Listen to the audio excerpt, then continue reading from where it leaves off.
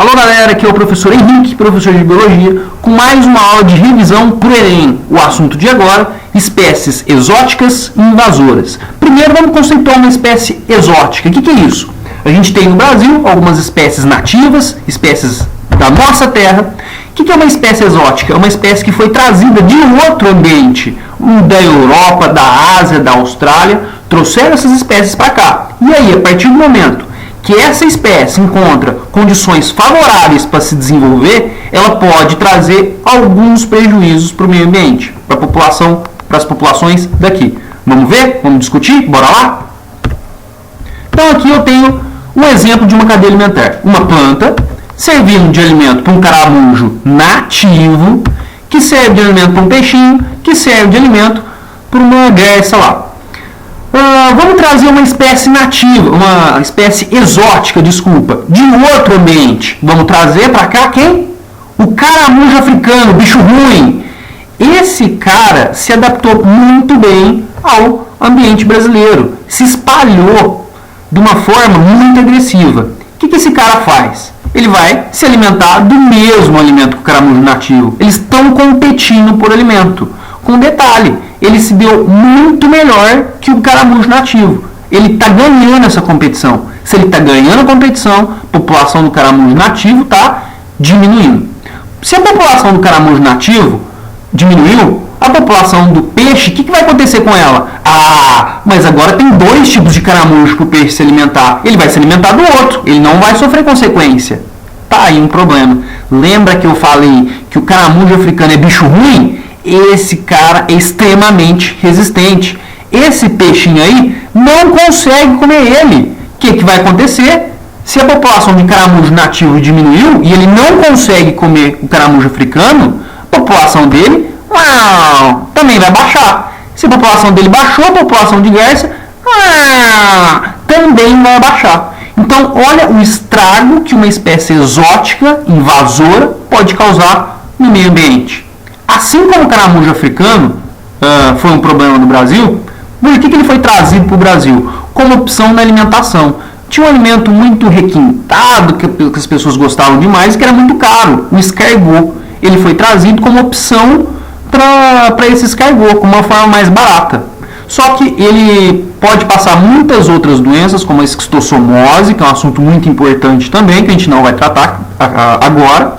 E aí nem na alimentação ele está sendo usado. Então, mas depois que trouxeram para ele, causou sérios problemas para as cadeias alimentares e para o meio ambiente. Outra espécie exótica que foi trazida para o Brasil, a abelha europeia. Sim, Apis mellifera, aquela abelha que você toma uma picada dela, dói pra cacete. Isso, dói muito. Ela é uma abelha extremamente agressiva. Quais as outras abelhas que a gente tinha no Brasil? As abelhas nativas. A maioria sem ferrão. Não conseguia competir com essa abelha, e essa abelha se espalhou, se adaptou muito bem no nosso ambiente. Mas por que ela foi trazida? Principalmente por causa da produção de mel. A quantidade de mel que ela produz é muito maior que das abelhas nativas. Então ela foi trazida por objetivos financeiros. E a outra espécie, mexilhão dourado, esse bichinho aí que foi trazido na água de lastro dos navios que ficavam lá na Europa, lá na Ásia. Esse mexilhão entrou nesse navio, e aí quando esse navio desembarcou aqui no Brasil, esse cara saiu, encontrou condições favoráveis para o seu desenvolvimento. Esse cara se reproduz de uma forma muito rápida, e quando ele aumenta a sua população, ele entope canos, tubulações de água, tubulações de usinas, e aí não tem o que ser feito. A pessoa tem que tirar de forma manual, pegar isso aí e ir arrancando. Então, a manutenção dos equipamentos ficou muito prejudicada por causa desse mexilhão aí. Então tá aí, 3 exemplos de espécies exóticas que causaram problemas no Brasil. A abelha europeia, nem tanto. Como é que a gente pode fazer o combate a essas espécies? Primeiro, controle mecânico ou físico. É você pegar um indivíduo por um. Pega de porrada, pega de porrada, pega de porrada. E vai exterminando esses caras. É uma tarefa meio difícil, porque você tem que achar todos eles. Então, não é tão fácil assim. Outra opção é o controle químico. Por exemplo, no caso do mexilhão dourado, Se você tacar cloro, você consegue diminuir a população deles. Só que a gente tem que tomar cuidado com o quê? Nesse controle químico, você está combatendo o mexilhão dourado, só que as outras espécies que estão ali também podem ser prejudicadas. Então, não é específico. Você jogou esse cloro, você vai matar um tanto de organismos. Então, é preciso de ter cuidado nisso aí. E outra forma de combate, controle biológico. É você pegar um ser vivo que é capaz de comer essa espécie exótica. Mas vamos lá, caramujo africano, tá aqui. Não tem ninguém que come ele aqui. Ah, mas eu sei que lá na Europa tem um peixe lá que é capaz de comer ele. Ah, vou trazer aquele peixe de lá. Galera, você está trazendo outra espécie exótica para cá, que pode trazer outros problemas bem maiores que esse do caramujo africano ainda. Então é preciso tomar muito cuidado. Então, qual a melhor forma de controlar esses problemas? Na verdade, antes de combater, é preciso prevenção. Você controlar as espécies que você traz de outros ambientes aqui. A partir do momento que você controla, você não vai precisar ter esse controle mecânico, controle químico ou controle biológico. Beleza?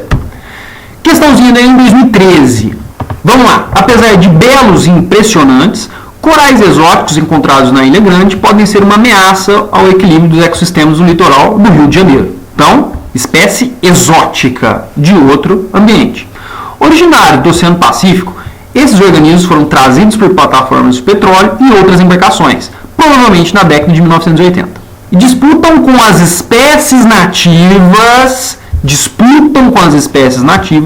elementos primordiais para a sobrevivência, como espaço e alimento.